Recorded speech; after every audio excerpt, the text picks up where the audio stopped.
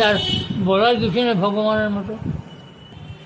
উনি যে আমি কি বলবো, আমার ওনাকে ভালোবাসতাম খুব আমি।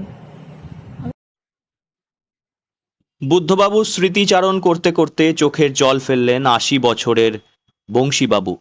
কি সম্পর্ক ছিল তার প্রাক্তন মুখ্যমন্ত্রীর সঙ্গে?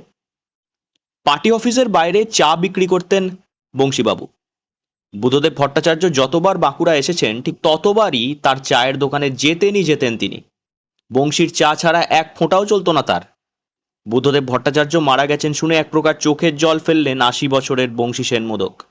স্কুলডাঙ্গার পার্টি অফিসের পাশে বা বংশীবাবুর দোকান ছিল, যা এখন আর নেই।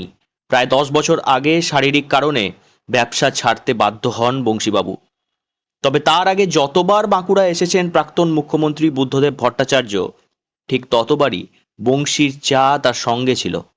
কাঁপা কাঁপা গলায় বংশীবাবু বলেন, আমায় তিনি খুব ভালোবাসতেন। উনি যে আমি কি বলবো, আমার ওনাকে ভালোবাসতাম খুব আমি। আমি খুব ভালোবাসতাম। আমার পার্টির খদ্দের যত। আচ্ছা, বুদ্ধদেব বাবু আসতেন? হ্যাঁ, উনি কি খেতেন? ও মিষ্টি, চা, মুড়ি।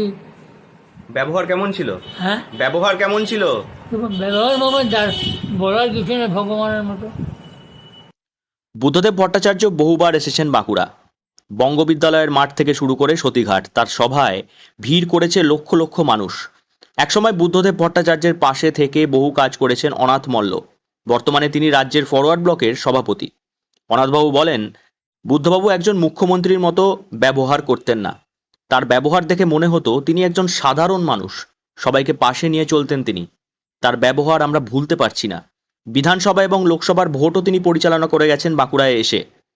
আজও পর্যন্ত ২০১০ সালের ৩০শে অক্টোবরের জনসভার চেয়ে বড় জনসভা বাঁকুড়ায় কোনোদিন হয়নি।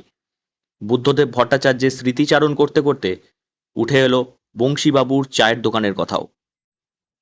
তিনি আমাদের বঙ্গবিদ্যালয়ের মাঠে এসেছিলেন যখন তথ্য সংস্কৃতি মন্ত্রী ছিলেন। আর আমাদের বিধানসভা ভোটে বা লোকসভার ভোট তিনি পরিচালনা করে গেছেন। মাথা পর্যন্ত সাদা নিয়েই তিনি চলে গেলেন। ব্যবহার অত্যন্ত সাধারণ ব্যবহার। একজন যে আমরা তো বহু মিটিং করেছি, একজন যে চিফ মিনিস্টার বলে কেউ বুঝতেই পারতো না। একটা সাধারণ মানুষ, কখনো হেঁটে চলেছে, কখনো রাস্তাতে হাত ধরেও চলেছে। সেটা পার্টি অফিস থেকেই বলতো বংশীদার চায়ের দোকান, এলেই বলতো বংশীদার চায়ের দোকানের চা নো। মানে খুব সরকার যখন আসে না সেই দুঃসময় থেকেই ওনার চায়ের দোকানে সবাই অভ্যস্ত আর কি। সাদা চুল, সাদা পাঞ্জাবি, সাদা ধুতি, রাজ্যের বিভিন্ন খুঁটিনাটি তার নখদর্পণে। বহুবার এসেছেন বাঁকুড়া, করেছেন সভা, মানুষের উপচে পড়েছে ভিড়, বাঁকুড়ের বিদ্যালয় থেকে শুরু করে সতীঘাট। কিন্তু সব ভালো জিনিসের একটা শেষ থাকে।